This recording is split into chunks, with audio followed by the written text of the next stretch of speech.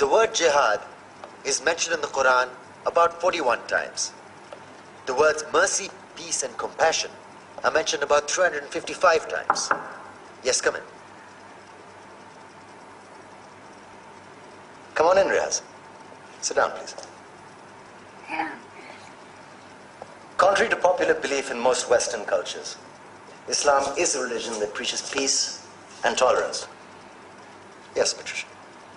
If Islam truly is a religion that preaches peace, then how come the world's most troubled spots, the West Bank, Afghanistan, Pakistan, Iraq, they're all plagued with Islamic terrorism? Well, that depends on your definition of terrorism. Some might argue that the U.S. invasions of countries like Iraq and Afghanistan are also acts of terrorism. No, those were acts of war to get rid of despotic regimes. Or means of getting at a country's oil. Conspiracy theories. Well, May I? Yes, please. Go ahead, Riaz. Mr. Khan is right. I mean, if we're talking about terrorists, the world's biggest terrorists are the white superpowers. Come on now. No, really, stop and think about it. Explain 9/11. Okay. Do you know how many people died in the Twin Towers strike? Around 3,000. And do you have any idea how many people died in the bombing of Afghanistan? Take a wild guess. More than 15,000 people died. And that's just conservative figures. About 50,000 tons of explosives were dropped on innocent civilians.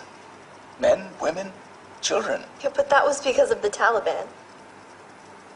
Now that you brought it up, did you know that the Taliban was a creation of the CIA to fight the Russians? Whatever. They were still harboring terrorists. Yeah, right. Terrorists that were never found. Just like the weapons of mass destruction that were never found in Iraq. Do you want to get into the death toll in Iraq? 500,000 civilians and counting. And what do Britain and America say when they don't find these weapons? It's simple. They just say sorry. And still refuse to relinquish control of these countries. What are you trying to say? What I'm trying to say is that just because you're American, wear a fancy suit, and call yourself the president, doesn't make you any less of a terrorist.